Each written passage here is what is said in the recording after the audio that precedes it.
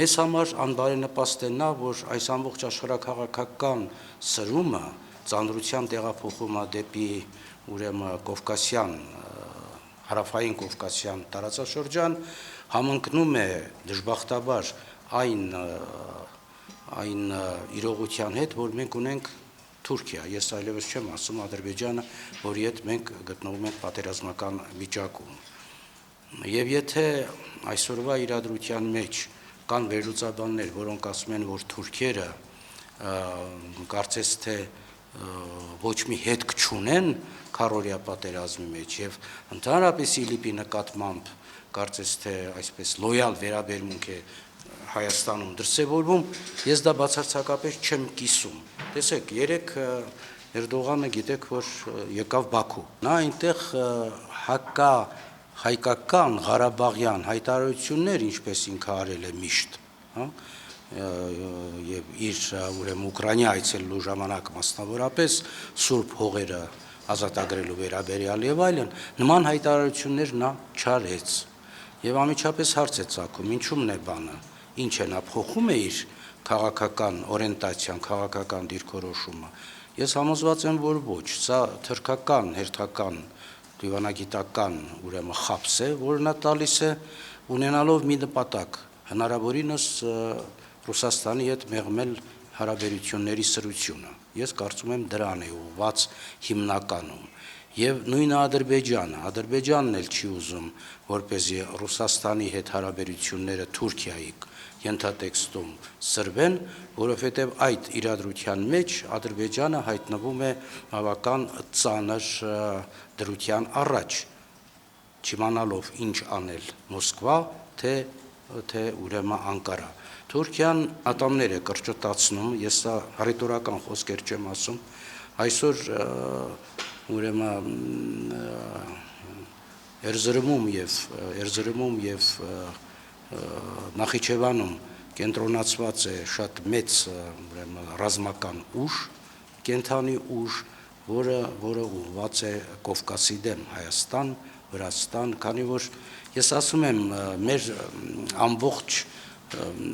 դրության սրությունը կայանում է նրանում, որ մենք հայտնվելով աշխարհաքաղաքական այս բախումների մեջ, նաև ունենք Թուրքիայի նման հարևան, որի նպատակն է վերջին հաշվով վերականգնել այս տարածաշրջանում եւ այստեղից ճեղքում ունենալ դեպի Ռուսաստան եւ մյուս տարածքները իրագործելու համար իր թուրքական քաղաքականությունը եւ միակ երկիրը այստեղ կանգնած նրա ճանապարհին, ինչպես ասում են, փուշը նրա կոկորդին կամ ոսկորը նրա կոկորդին, դա Հայաստանն է։ Եվ այս իրադրության մեջ մենք ունենք Ղարաբաղյան խնդիրը կապված Ադրբեջանի հետ։ Ասել, որ պատերազմ չի լինի, դա մեծ ռիսկ կլինի, ասել նման կանխատեսում անել։ Ասել, որ պատերազմ կլինի, նույնպես ես կարծում եմ այնքան էլ կարող է ճիշտ դուրս չգա նման կանխատեսումը։ Այստեղ ես հիշեցի հանկարծ այն ռազմական ուրեմն դարձվածքը, որ ասում է,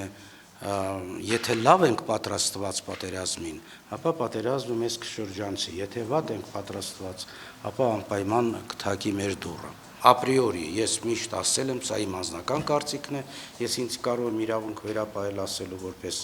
անկախ մտածող մարդ, որ եւ մադրիդյան ուրեմն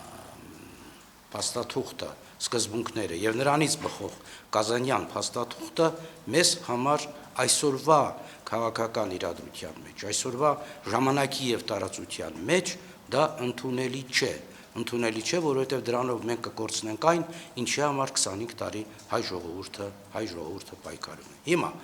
կան արդյոք, այսպես ասած, կռվաններ, որոնցից կարճելով մենք կարող ենք չգնալ այդ բանակցություններին,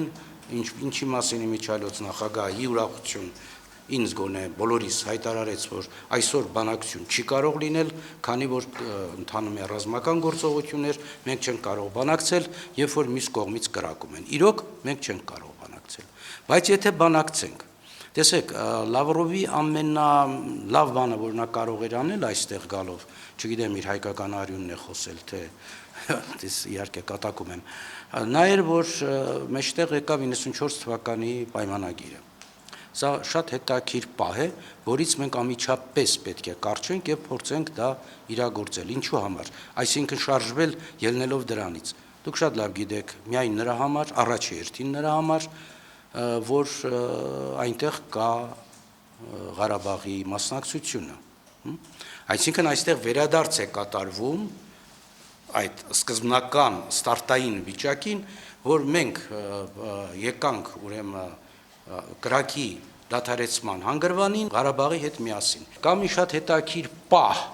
այդ փաստաթղթի հետ կապված, որը չգիտեք ինչու անտեսվել է։ Սա էլ դիվանագիտական վրիպում է սա։ Տեսեք, հիմա մենք ասում ենք Կազանյան եւ Մադրիդյան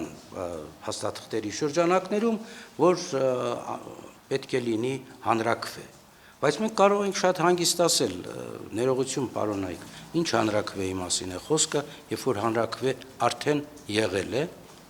1991 թվականի դեկտեմբերի 10-ին։ Եթե ռեֆերենդում չի կարող լինել եւ ոչ մի Կազանյան փաստաթուղթ եւ ընդհանրապես գլխի վրա շուռ է գալիս բոլոր տիպի հասկանում եք բանացային գործընթացները այն առումով, որ հողերը պետք է հանձնել, այնտեղ պետք է միշտ բաները արդեն ես չեմ ուզում թվարկել։ Երբ որ նրանք եկան այս դեպքերից հետո տարածաշրջան, եթե հիշում եք, ասին, մեր գործը չէ, թե ով է առաջինը սկսել։ Մենք պետք է կարողանանք, դա էլ է, այսպես ասած, դիվանագիտական կարևոր աշխատանք, ազդել նրանց վրա, որ ասել, որ նման կառավարական դիրքորոշումով դուք իրոք ոչ մի հարց չեք լուծելու։ Դե իրոք նրանք պետք է չվճռեն այդ հարցը, բայց գոնե օգնեն պահպանելու համար այն ինչ որ կա, այսինքն խաղաղությունը տարածաշրջանում մինչև հարցի ուրեմն իրավական լուծումը։ Ամենավերջին, այսպես ասած, նորությունները, որ կա կապված Իրանի հետ, ամենայն դեպս ես սա իմ անձնական իհարկե կարծիքն է, ես չեմ ողջունում նրանց ջիքերը մասնակցելու համար այս գործընթացին։ Լինելով մեր բարեկամ երկիր, ես կարծում եմ Իրանի այսօրվա ցանկությունները մասնակցել տարածաշրջանում խնդրի կարգավորմանը եւ ի հաշիվ եռյակի, որովհետեւ սա հնարավոր չի համատեղել։ Եթե Իրանը ասեր, գիտեք ինչ, ես միանում եմ Մինսկի խմբի ուրեմն գործընթացներին եւ մենք միասին կգործենք, թերևս սա լիներ հասկանալի։ Բայց որ ուղղությամբ կշարժվի նրա միջնորդությունը Թուրքիայի, Հայաստանի եւ Ադրբեջանի եռյակում ես մշուշի մեջ եմ տեսնում։